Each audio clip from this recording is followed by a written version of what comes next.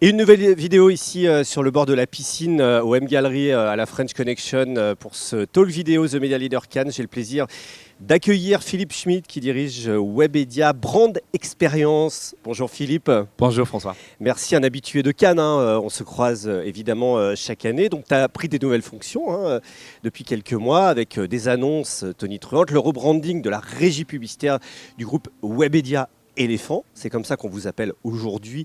Effectivement, d'abord peut-être un premier état d'esprit là, sur tes premiers jours à Cannes. Qu'est-ce que tu as vu et qu'est-ce qui t'a nourri dans tes réflexions et effectivement dans tes échanges?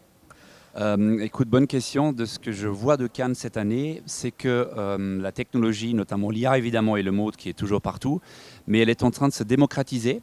Et finalement, c'est plus le sujet en fait qui va faire la différence. On revient presque au concept, à l'idée initiale.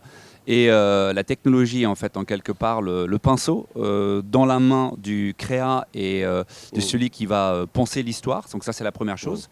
Donc l'idée reprime sur la techno qui est en train de se démocratiser. Deux, c'est pour moi l'accélération de la disparition des différentes frontières entre les disciplines. Donc nous, on voit bien que la production, le média, l'événementiel et aussi l'influence sont en train de merger davantage pour avoir vraiment pas plus de contenu, mais des histoires qui se déclinent. C'est l'expérience en fait. C'est l'expérience qui est notre cœur de notre promesse. Ouais. Donc on voit ça vraiment partout ici.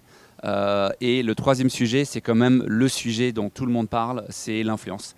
La Creators Industry, qui est un peu économique, qui est un peu inventée par Webedia il y a 15 ans, et qui a donné vie à beaucoup de lancements en agence et beaucoup de réflexions autour de ces nouveaux écosystèmes et médias vivants. Alors depuis quelques mois, nouvelle direction chez Webedia, Christian Bonbrun qui a pris la présidence du groupe Webedia Éléphant, Ronan Dubois, toi aussi qui sont arrivés, il y a eu beaucoup de changements. Vous êtes en train de twister un peu votre modèle, on va dire, chez Webedia Éléphant. Effectivement, alors d'un côté, vous avez des médias très forts, comme jeuxvideo.com, vous avez Allociné, vous avez Pure Media, Pure People, enfin bon voilà, Pure Charts, je ne vais pas tous les redonner. À côté, vous avez aussi des influenceurs, des créateurs que vous produisez, puis vous avez un fonds de catalogue aussi, des choses que vous produisez pour la télévision notamment. Aujourd'hui, ta mission aujourd'hui, comment on met en musique tout ça, comment on orchestre tout ça dans ce monde qui a beaucoup changé en fait, où tu disais que l'influence était très présente, l'IA était très présente, et puis surtout que les usages évoluaient beaucoup. On voit bien les transferts, notamment de la télévision vers les plateformes et vers YouTube. Oui, absolument. On voit que les audiences, les consommateurs ne vivent pas dans les canaux. Et pourtant, le marché est organisé encore trop par vertical, par silo. Notre mission, c'est en fait de faire disparaître ces silos et orchestrer ce que tu viens de dire en fait dans une seule offre. Donc cette régie unifiée qui n'a jamais existé, qu'on a lancée en avril, Webedia Brand Experience, c'est la plateforme des expériences de marque de ce groupe et qui va faire disparaître ces silos. Je te fais un exemple. Donc un consommateur va découvrir l'existence d'un produit par un créateur de contenu. Ensuite, il va approfondir ses recherches via la marque média. Ensuite, il va peut-être consommer les contenus de cette marque qui raconte une histoire, une promesse, justement une expérience. Et il va peut-être même finir à vivre une expérience dans la vraie vie. Et notre enjeu de cette régie, WBX, est d'orchestrer cela dans une seule histoire intégrée. Et c'est pour ça qu'on s'est organisé avec effectivement les leads industriels qui vont faire le contact avec le partenaire. Un seul contact pour toute la régie. Et ensuite, on a en fait un grand pôle de brand stratégie delivery pour faire disparaître ces cloisons. C'est-à-dire que ça peut lancer une campagne sur un des médias et puis créer un événement, par exemple. Tu es capable aujourd'hui de faire ça? Tout à fait, absolument. On a organisé notre offre avec cette entrée qu'on appelle signature, où on fait vraiment rentrer les marques dans nos univers, nos IP, nos expériences, nos contextes, nos communautés. On a une approche full funnel, où on est vraiment sur beaucoup plus la perf, le bot funnel, le GO, le social selling, qui est un méga sujet, donc la partie influence sociale et perf. Et un troisième entrée qui est Stories, donc vraiment l'éditorialisation des récits de l'annonceur avec les capacités d'éléphant, raconter des histoires et aussi en événementiel, qui est peut-être le levier le plus en croissance en ce moment. Donc il y a un énorme retour de in real life expérience. Et je trouve ça assez chouette parce que dans le monde full écran, ce qui crée vraiment le lien, en fait, c'est ce qu'on vit là à Cannes.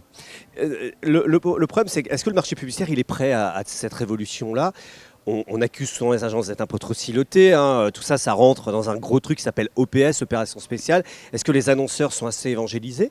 Quels sont les premiers retours que tu as? Est-ce qu'aujourd'hui, les silos ne sont pas encore un peu trop présents, notamment dans les agences? Alors oui, tout le monde avance avec la musique, mais ce qu'on voit là, je pense que depuis 6 mois, c'est qu'il y a des reorgs partout. Il y a des changements qui s'accélèrent. Côté annonceur, qui est quand même celui qui donne le tact. Moi, j'ai l'impression que les CMO aujourd'hui, ils ont une vision beaucoup plus large et ils ont vraiment en tête une mise en cohérence. Ce n'est pas une cumulation de points de contact, c'est une orchestration. Donc le marché n'a pas besoin encore plus de canaux, mais de le mettre en cohérence.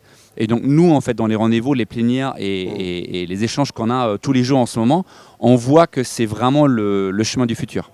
Vos médias aussi, hein, c'est un élément intéressant. Alors, on sait que vous avez été tous très bousculés par la baisse de l'open web, hein, du marché publicitaire. Aujourd'hui, avec des modèles économiques qui sont, je pense, extrêmement difficiles hein, pour tout le monde. Mais je crois que vous allez reformer des marques médias.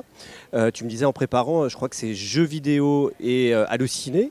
C'est quoi l'idée? Qu'est-ce que vous voulez en faire de ces deux marques médias qui sont très fortes, où il y a un énorme trafic derrière? Mais derrière, il faut arriver à monétiser. Déjà, en fait, nous sommes dans une catégorie de marques médias qui est un peu différente que les autres. Je parle souvent qu'on n'est pas en fait aujourd'hui dans une bataille entre l'information et la désinformation, mais dans une bataille contre l'indifférence. Et ce qui est le problème, notamment avec les jeunes générations, ils ne s'intéressent plus. C'est pas est-ce que c'est faux, est-ce que c'est vrai. C'est en fait ce monde hyper anxiogène, l'amalgame total entre news et fake news, qui fait que les gens ne s'intéressent plus. Le monde du scroll aussi. Le monde du scroll, et les algorithmes évidemment surpondèrent l'attention négative. Donc les émotions humaines, de la colère, du dégoût, de l'inondation, ouais. Donc c'est cette partie-là en fait qui attire, et nous en fait on mise sur l'attention positive via des univers d'entertainment, parce que Allociné, c'est l'univers des films, c'est les récits. C'est une année énorme pour le cinéma avec du Spielberg, du Nolan, Dune 3 va sortir.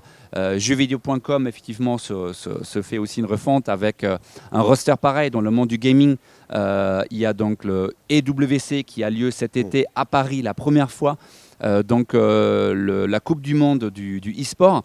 Il y a GTA 6 qui va sortir cet automne. Donc ces marques-là, c'est des phares médias sur des univers d'entertainment qui sont très très importants pour les jeunes, parce qu'en fait c'est les valeurs de refuge, c'est les contextes d'attention positive, et les marques se disent aujourd'hui, moi je préfère d'être dans un environnement feel good, où je capte l'attention avec un contexte valorisant, que dans un monde hyper anxiogène, l'amalgame news, fake news, et on se bat tous contre l'indifférence. C'est quoi le modèle idéal? Parce qu'on sait que c'est des médias qui ont été énormément vécus sur le programmatique. Aujourd'hui, on voit bien que ça chute. C'est quoi votre idée justement pour arriver à les rendre rentables et monétiser, et effectivement que l'expérience soit bonne pour tout le monde, que ce soit pour la marque ou pour le lecteur? Alors Webedia n'était jamais un groupe très programmatique first. Très dépendant. Ouais, c'était vraiment plutôt un groupe de brand content, social, d'opérations vraiment sur mesure. Donc pour nous, en fait, on est beaucoup moins dépendant de la mécanique d'audience et de la crise du programmatique. On a la chance d'avoir des marques assez attirantes et de produire beaucoup en fait avec les annonceurs, d'organiser aussi encore une fois ces dispositifs intégrés. Je te prends un exemple sur Allociné, on organise des watch parties sur les grands événements de la télé comme les Césars. On va organiser des séances privées sur les sorties de films sur lesquelles peuvent se greffer des marques pour rebondir, faire une distribution de produits, filmer cela, faire du micro-trottoir dans les réseaux sociaux. Donc en fait, c'est des super prétextes d'ancrage culturel en quelque sorte. Et on va accélérer cela, et avec l'IA, du coup, ces orchestrations qui sont assez complexes vont devenir de plus en plus fluides, de plus en plus faciles, pour qu'on puisse se concentrer sur l'essentiel qui est l'imaginaire. Merci beaucoup Philippe, je te souhaite un très bon Cannes, et à très bientôt, et évidemment on reparlera de ces nouveautés à venir pour le groupe Webedia Éléphant. Merci François pour ce temps ensemble.